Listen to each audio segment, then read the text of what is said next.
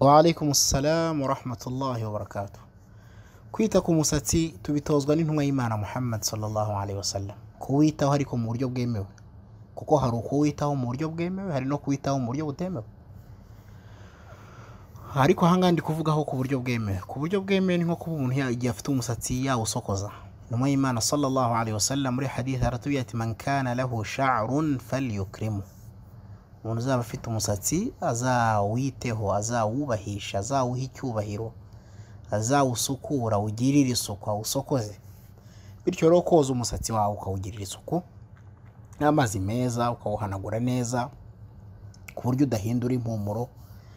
Hari abagore usanga boza mu misatsi yabo ntibayihanagure neza, akaza akaba yaryama hamwe n'umugabo we atazi ngo biraza kuje n'uwo bari kumwe. Ibi byose ni ibintu abayisilamu bagomba kwitondera.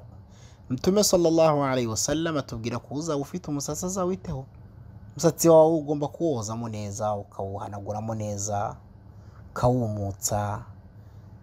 Wajya kuryama uzi kuri kumwe n'umugabo wawe nturyama ukomeza ukashaka akantu ushyiramo ukaburi hamwe, ntujene mugenzi wawe. Ibi byose rero ni mu bikorwa umuntu abonera ithawabi yabikoze kubera Imana. Kugira isuku tubitozwa rero n'intumwa y'Imana sallallahu alaihi wasallam. Uzaba afite umusatsi azawiteho. Kusokoza pana umusatsi ugenda ukaba injwiri, sanga umusatsi wabaye injwiri. Ibyo ngibyo ntabwo Ubuyisilamu bushyigikira.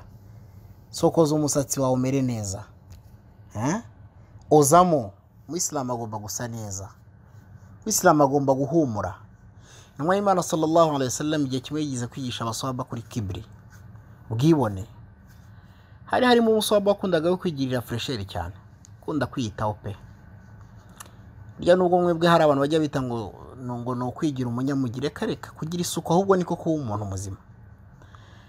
Uyu muswahaba yagiraga isuku cyane, arangije ya Rasulullah, inna ar-rajula, arabaza ariko ari we bivuga, ese umuntu abaye yuhibbu an yakuna na'luhu hasanan, umuntu abaye akunda kwambara inkweto isa neza, inkweto zisa neza wazihanaguye wazitayeho, wa thawbuhu hasanan, umwenda usa neza, fahal hadha min al-kibr, ese nabyo bibarwa nk'ubwibone?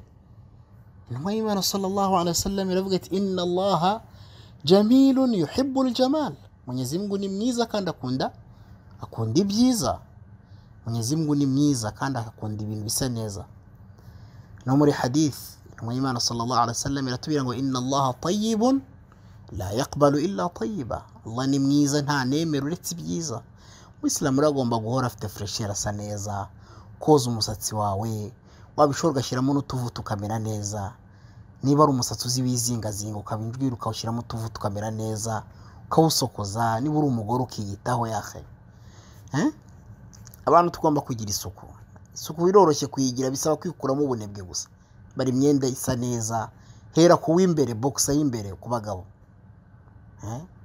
Umuntu w'umugabo ugasanga wambaye box iminsi ngahe. Ibyo si ibintu abantu tugomba kwita. Ubuyisilamu ni isuku. Pana kwambara imyenda hanze isa neza ariko imbere utahitayeho. Guhera ku mwenda w'imbere cyane cyane, ni naho isuku ireberwa. Imbere yo wambaye imyenda ifite isuku imbere, burya n'inyuma wambara ifite isuku. Ariko imbere byapfuye, burya n'inyuma noneho biba majabu. Islamu rero isuku ni ngombwa. Kwita ku musatsi rero ni igikorwa umuntu abonera ithawabu yabikoze kubera Allah, kubera ko Mtume yadutoje kugirira isuku umusatsi wacu. Wallahu a'lam.